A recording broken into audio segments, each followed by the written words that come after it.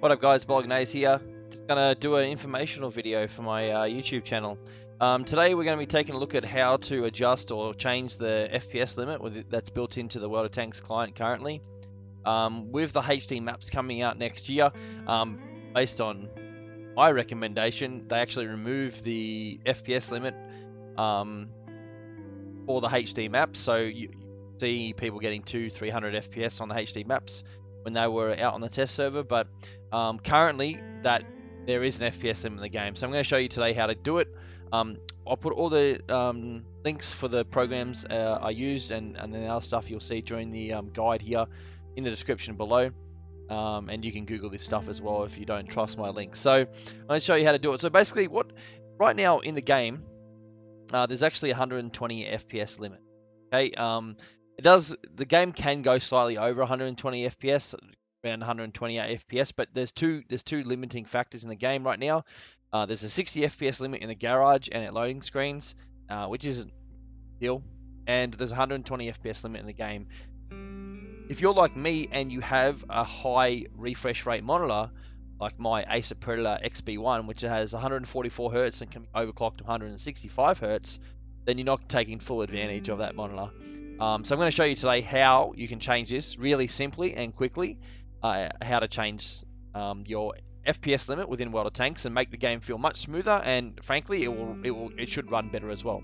So by default, when you go into World of Tanks into the res folder, there's this XML doc or XML file here called engine config. And if we try and edit this with Notepad++, and if you use a computer, you should be familiar with Notepad++.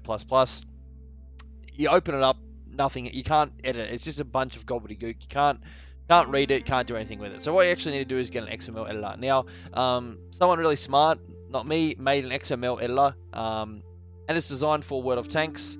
And the author is Cat Smile, as you can see there. I'll give a description for the link for the forum thread that I found for this guy. So thank you, Cat Smile, for this mod. So basically all it is an XML editor, and we need to be able to unlock this XML to be able to then edit it. So what we're going to do is going to open this XML editor. It's called What Mod Tools, so you can just Google that yourself. I'm using 0.53, which is the latest version as of December 2017. And all you're going to do, there's two tabs here. I never use this tab. I actually don't even know what it does. I just use this single tab. I click this open file button here, and you navigate to where your res folder is, where your World of Tanks is installed to. So then all you're going to do is you're going to select your engine config XML document file and open it. And this basically is going to be able to read this XML document. We don't need to do anything to it now within this document. Well, I don't do anything because I found it sometimes doesn't save correctly. All I'm then going to do is click this save button. It's then going to open back up the res folder. You don't need to change anything, do nothing. All you need to do is click save. It's going to say there's already an XML config file there. You want to override it? Yes. Done. Now we can close this program down. So now what we're going to do is we're going to navigate back to our res folder. And when we right click on this folder here, file here rather, and we open it with Notepad, there it is. We can now view it with Notepad++.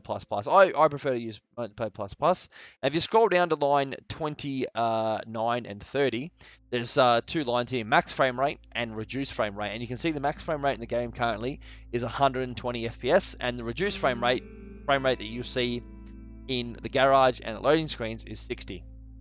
Now you can set this to anything. You can put 1000 and 1000 in both these boxes, whatever you want. And if your graphics card is capable of running it at that resolution, it will run at 1000 FPS. However, that can introduce tearing, and so you should really put an FPS value say higher than 200 unless you have like a 240 Hz monitor. From my example, and I'll give you an example of how I do this. My G-Sync monitor, I have a G-Sync Acer Predator XB1 monitor, and it has G-Sync in it, and it's overclocked currently to 165 Hz. So what I do is I place 165 there, and it's the max frame rate. And then what I do for the reduced frame rate is 163. And the reason for this is that you need to make the reduced frame rate lower than the max frame rate so that G-Sync becomes enabled when that FPS drops below that rate. So G-Sync comes into effect when the GPU can't keep up with what needs to be drawn by the game, and so it eliminates tearing. So I read on a couple of forums that you should always place when you're editing game config files, the lower FPS value at least 2 or 3 below the max frame rate value. So that's why I put it like that.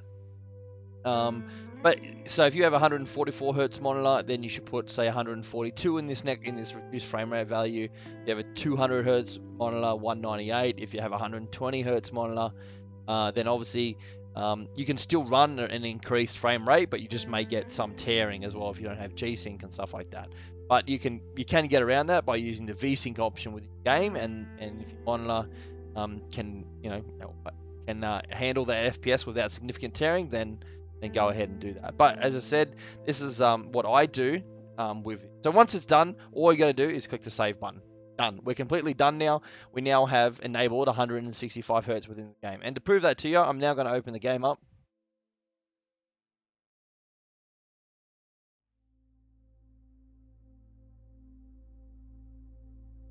And we're just going to wait for the game to load.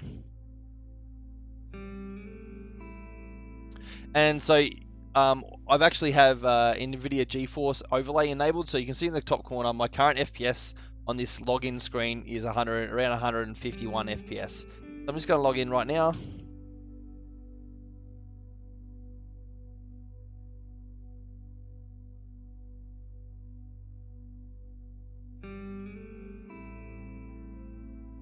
And as we load into the garage, you're going to see that you're going to get that silky smooth. It's just going to feel like a totally different game, to be honest with you. When you go into game, your reticle is going to be it just feels smoother. And the game just feels really, really good. It may look a little bit laggy right now on the recording, just simply because my computer is actually struggling to record this frame rate at this resolution.